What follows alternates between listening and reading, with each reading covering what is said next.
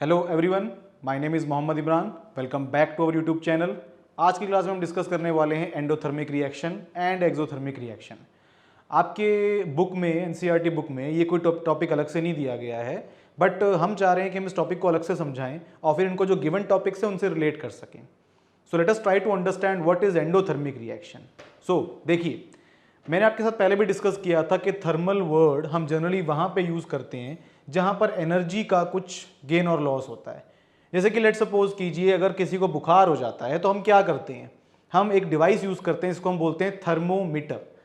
तो thermo heat और metre उसको मेजर करने वाला, right. In the same way हमारे पास जो ये रिएक्शन है एंडोथर्मिक रिएक्शन, ये हमारे रिएक्शंस कौन से होते हैं, इसमें एंडो मीन्स मतलब होता है एंटरिंग ऑफ, और थर्मिक मतलब क्या हो जाएगा, हीट। तो एंट्रेंस ऑफ हीट, किसी एक रिएक्शन में हीट एंटर होती है, फिर वो रिएक्शन कैरी आउट होता है, उसको हम क्या बोलते हैं, endothermic reaction.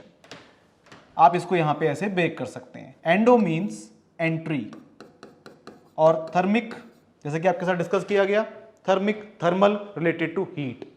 Heat is a form of energy. That it doesn't mean कि एंडोथर्मिक रिएक्शंस में सिर्फ जब आप हीट दोगे तभी इन रिएक्शंस को एंडोथर्मिक रिएक्शन कहा जाएगा। एंडोथर्मिक रिएक्शन किसी भी रिएक्शन को कहा जाएगा जहां पर involvement of any kind of energy हो। हमने जैसे कि देखा था, हमारे डीकंपोजिशन रिएक्शंस थे, उनमें आप क्या करते थे, किसी रिएक्शन को कैरी आउट करने के लिए आपने हीट को यूज किया, किसी को करवाने के लिए आपने लाइट को यूज किया, किसी को करवाने के लिए आपने आपकी इलेक्ट्रिसिटी को यूज किया, ठीक है। इन द सेम वे हमारे जो एंडोथर्मिक रिएक्शंस होंगे, they are not limited to just heat energy. Any kind of energy supplied to the reactants to carry out the reaction will be called as endothermic reaction. ये रही इनकी chemical equation, ये आपके reactants, आप इनको energy देंगे और फिर ये क्या बनेंगे, आपके प्रोडक्ट। हम डेली लाइफ के कुछ एग्जांपल लेते हैं, जैसे कि आप इस पिक्चर में देख सकते हैं, इवेपोरेशन ऑफ वाटर।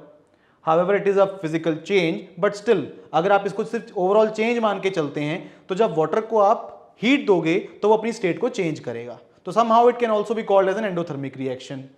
यहां पे देखेंगे आप, बेकिंग ऑफ ब्रेड भी इसी तरह से, पहले उसकी फॉर्म कुछ और होती है, आप उसको हीट देते हैं तो वो अपनी फॉर्म को चेंज कर देता है। Frying of egg, and very very good example of this is photosynthesis. Photosynthesis में क्या होता है, आपके पास ये लिखी है हमने उसकी केमिकल इक्वेशन। हमारे पास photosynthesis, you all know, is a process by which plant make their food. तो उसमें होगा क्या, CO2, वाटर। अब देखिए यहां पर एनर्जी की फॉर्म कौन सी यूज की गई है, सनलाइट। जैसे कि मैंने आपसे कहा कि एंडोथर्मिक डजंट मीन कि सिर्फ हीट की इन्वॉल्वमेंट है, एनी काइंड ऑफ एनर्जी। तो यहां पे आप देख सकते हैं कि सनलाइट यूज हो रही है। सनलाइट के यूज होने से आपका केमिकल चेंज अकर होता है और आपको क्या देखने को मिलता है, आपका ग्लूकोज और साथ में वाटर। और मैंने क्या लिखा हुआ एग्जांपल यहां पे, the decomposition reactions. Generally all the decomposition reactions are endothermic reactions, right. The reverse is not true. ऐसा नहीं होगा कि आपके सारे डिकम्पोजिशन क्या माने जाएंगे, आपके ये जो आपके सारे के सारे एंडोथर्मिक रिएक्शंस हैं वो डिकम्पोजिशन रिएक्शन भी होते हैं, ऐसा नहीं है। बट हाँ, ये ट्रू है कि जितने भी डिकम्पोजिशन रिएक्शंस होंगे they will be endothermic reactions. See आया आपको समझ में? तो एनी रिएक्शन जिसके अंदर एनर्जी की इन्वॉल्वमेंट हो to carry out the reaction, उसको क्या कहा जाएगा, endothermic reaction. In the same way हमारे पास होते हैं exothermic reactions. So here exo is basically exit of heat, or I can say exit of energy. अब वो किस तरह से exit होगी, आपके reactants होंगे, आपका chemical reaction occur होगा, आपका प्रोडक्ट फॉर्म होगा और साथ में आपको क्या होगा, आपको हीट मिलेगी, यहां पे आप एनर्जी भी लिख सकते हो, राइट। सो इसके कुछ एग्जांपल ले लेते हैं। हम एक ऐसा एग्जांपल लेंगे जो हमारी बॉडी में, हमारी बॉडी को वर्क करने के लिए बेसिकली क्या चाहिए होती है, एनर्जी चाहिए होती है। तो respiration is the best example of exothermic reaction. क्या होता है रेस्पिरेशन में, रेस्पिरेशन में आपकी बॉडी में ग्लूकोज जो है उसको ब्रेक किया जाता है, राइट। हमने ये रिएक्शन जो है ये एक तरह से फोटोसिंथेसिस का बिल्कुल रिवर्स रिएक्शन है, फोटोसिंथेसिस का। सो यहां पर हमारे पास क्या है, ग्लूकोज है और ये हमारे पास ऑक्सीजन है। ऐसा करने से ग्लूकोज को ऑक्सीडाइज किया जाएगा और वो किसमें कन्वर्ट होगा, CO2 water, and it will give heat energy, या एनर्जी लिख लीजिए। सो आपको एनर्जी मिल कहां पे रही है, ऑन दी प्रोडक्ट साइड। तो इसको क्या कहा जाएगा, एक्सोथर्मिक रिएक्शन। कुछ एग्जांपल्स लेते हैं डेली लाइफ के। एक है हमारा वाटर और एसिड का रिएक्शन। आप आगे जाके क्लासेस में देखेंगे जब आपके साथ चैप्टर डिस्कस किया जाएगा एसिड्स, बेसिस एंड सॉल्ट्स, तो ये उसका भी एग्जांपल है आपका बहुत अच्छा। जब भी वाटर और एसिड को आपस में मिक्स किया जाता है तो आपका evolution of large amount of heat energy होती है, तो एनर्जी निकल रही है आफ्टर दी रिएक्शन, तो क्या कहा जाएगा? Exothermic reaction. अच्छा, फिर आपकी कैंप फायर। आप क्या करते हैं, कहीं पे घूमने जाते हैं, वहां पे आप कैंप फायर, आग वगैरह लगाते हैं, लकड़ियों को इकट्ठा करते हैं, आप मैस्टिक से उसको बर्न करते हैं थोड़ा ऑयल डाल के।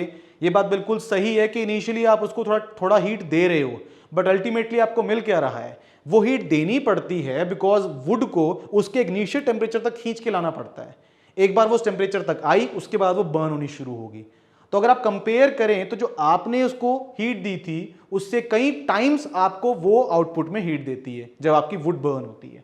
इन दी सेम वे आपका न्यूक्लियर फिजन रिएक्शन, हमारे जो न्यूक्लियर रिएक्टर्स होते हैं उनके अंदर भी आपके जो रिएक्शन होते हैं उनको न्यूक्लियर फिजन रिएक्शन कहा जाता है। आपका फ्यूजन रिएक्शन भी होता है, फिजन रिएक्शन भी होता है, इमेंस अमाउंट ऑफ एनर्जी निकलती है आपकी। फिर आपके पास है freezing of water into ice. इसके अंदर क्या हो रहा है? इसके अंदर हीट प्रोडक्ट की साइड में नहीं निकल रही। इसके अंदर क्या हो रहा है कि आप रिएक्टेंट में से हीट को एब्जॉर्ब कर रहे हो, आप उसके अंदर से एनर्जी को ले रहे हो। तो this is also the same thing, आपको प्रोडक्ट की साइड में हीट मिले या रिएक्टेंट की साइड में आप उस हीट को उसमें से निकाल लें, तो उसको भी क्या कहा जाएगा? आपका एक्सोथर्मिक रिएक्शन। ऐसे ही हमारे जो हैं कॉम्बिनेशन रिएक्शन, हमारे जो कॉम्बिनेशन रिएक्शन होते हैं सभी तकरीबन, वो आपके क्या होते हैं? They are exothermic reaction. मैं एग्जांपल लेता हूं आपका रस्टिंग ऑफ आयरन। कई बार एक क्वेश्चन पूछा भी जाता है कि क्या रस्टिंग ऑफ आयरन आपका एक एक्सोथर्मिक रिएक्शन है? And the answer is yes. आपका रस्टिंग ऑफ आयरन भी एक एक्सोथर्मिक रिएक्शन है, बट अगर हम देखें तो अगर हम उसको हाथ लगाएं तो हमें कोई खास हीट महसूस नहीं होती। वेल द पॉइंट इज कि आपका जो रस्टिंग है वो एक स्लो प्रोसेस है, it takes weeks, several weeks और वी कैन से मंथ्स। तो इतना स्लो होने की वजह से जो हीट प्रोड्यूस होती है वो इतनी कम होती है कि आपको महसूस नहीं होती, but still heat is getting produced. तो ये आपका रिएक्शन क्या हुआ? Exothermic reaction.